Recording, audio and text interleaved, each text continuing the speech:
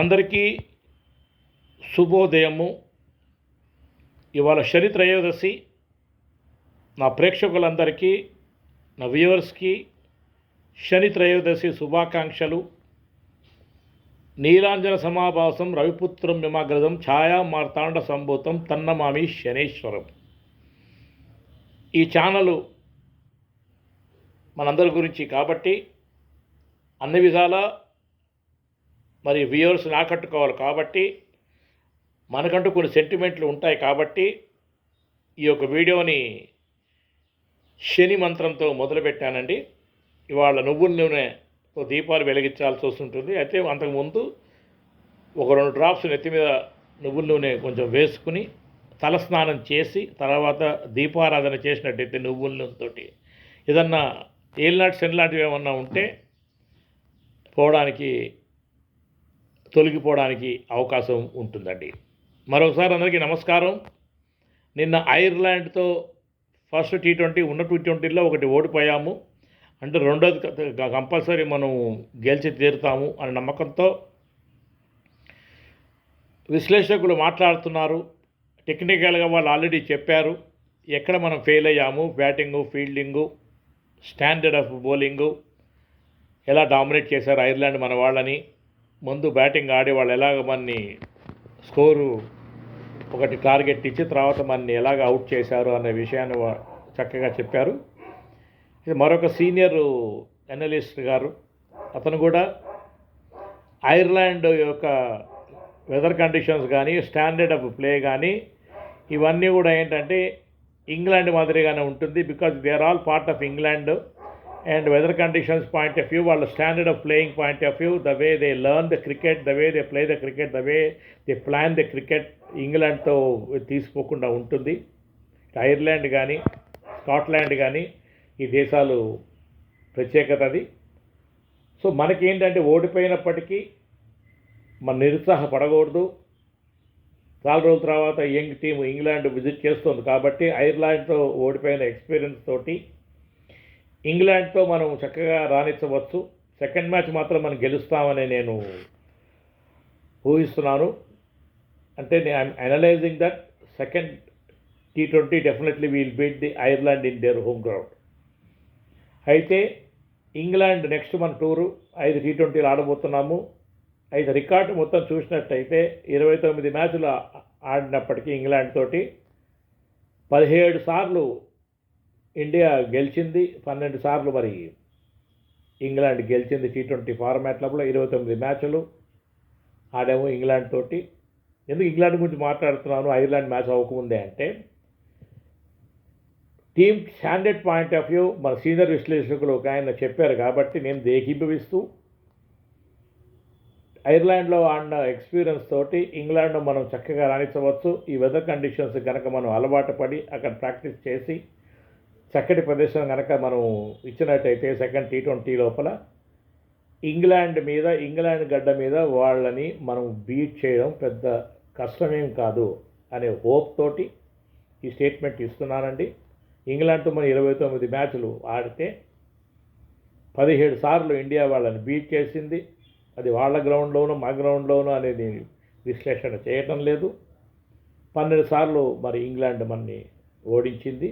ఏది ఏమైనా ఆ డిఫరెన్స్ ఆఫ్ మ్యాచెస్ ఉంది కాబట్టి on the positive side of India as well as England కూడా మళ్ళీ డీగ్రేడ్ చేయకూడదు కాబట్టి 5 T20 లోపల ఖచ్చితంగా 3 మ్యాచ్లు ఇండియా గెలిచి తీరుతుంది అని నేను భావిస్తున్నాను. ఏది ఏమైనప్పటికీ తోటి విశ్లేషకులు కొంతమంది ఎక్కడ ఇండియా ఫెయిల్ అయింది, ఎందుకు ఫెయిల్ అయింది అన్నట్టుగా వాళ్ళు మాట్లాడారు. ముందు నుంచి మనం అనుకుంటున్నదే ఓపెనింగ్ పేరు కనుక ఫెయిల్ అయితే ఆ ఒత్తిడి కింద వాళ్ళ మీద పడి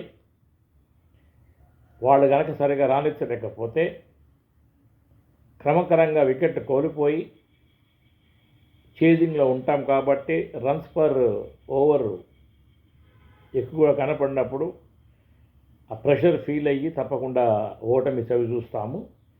ఇది తెలిసిన టెక్నిక్కే, కొత్తగా నేను టెక్నిక్ ఏం చెప్పటం లేదు, కొత్తగా నేను అనాలిసిస్ ఏం చేయటం లేదు. కానీ ఏ టీంకైనా సరే అది ఇండియానే కాదు, ఇంగ్లాండ్ అనే కాదు, ఓపెనింగ్ కనుక 20 ఓవర్స్ ఫార్మాట్లో కరెక్ట్గా వాళ్ళు 10 ఓవర్లు కనుక ఆడగలిగితే తప్పకుండా ప్రెషర్ ఉండదండి. 10 ఓవర్ల తర్వాత మొదటి వికెట్ పడ్డప్పటికీ కాన్ఫిడెంట్గా వన్ డౌన్ బ్యాట్స్మెన్ ఇంకొక 2-3 ఓవర్లు ఈజీగా ఆడతాడు. కాబట్టి 13-14 ఓవర్లు వచ్చేటప్పటికి స్కోర్ కనుక 125-130 కనుక చేరినట్టయితే 6-7 ఓవర్లు మిగిలినప్పటికీ రన్స్ పర్ ఓవర్ క్యాలిక్యులేట్ చేసుకున్న మినిమం 165-175 రన్స్ మనం క్రాస్ చేసినట్టయితే 20 ఓవర్స్ ఫార్మాట్ లోపల తప్పకుండా మనము అవతల టీం మీద ఒత్తిడి పెంచవచ్చు. అవతల టీం కనుక ఎర్లీ వికెట్స్ పడితే అంతకంటే మంచి అవకాశం రాదు. అలా అని చెప్పి మన బౌలర్స్ స్టాండర్డ్ గురించి నేను మాట్లాడటం లేదు. చక్కటి కాంబినేషన్ తోటి మన టీము వెళ్ళింది ఐర్లాండ్ తర్వాత ఇంగ్లాండ్కి. Yashasvi Jaiswal point of view disappointment ఉంది, నేను కాదంటలేదు, తీసుకోవాల్సింది. ఎందుకంటే ఫామ్లో ఉన్న ప్లేయర్లకు కనుక మనం అవకాశం ఇవ్వకపోతే సరిగ్గా ఫామ్ కోల్పోయే టైంకి అవకాశాలు ఇచ్చి ఈ ప్లేయర్ ఫెయిల్ అయ్యాడు అని ముద్రపడడం కన్నా ఆన్గోయింగ్ ప్లేయర్ ఎవరైతే ఫామ్లో ఉన్నారో వాళ్ళని కనుక తీసుకుని అవకాశం ఇచ్చినట్టయితే అది వాళ్ళ కెరియర్ పాయింట్ ఆఫ్ వ్యూ కరెక్ట్గా ఉంటుంది.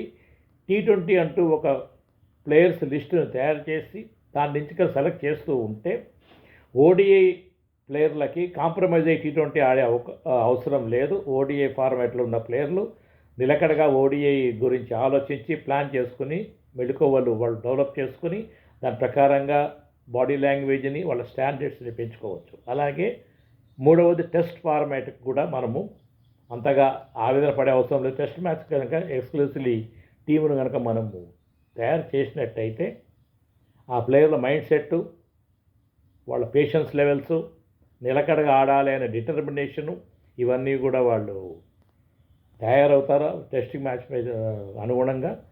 సో అవతల టీంకి ఊహించని విధంగా టెస్ట్ ఫార్మాట్లో కనుక మనము గెలిచినట్టయితే ప్రపంచం అంతా భారతదేశం వైపు తప్పకుండా చూస్తుంది.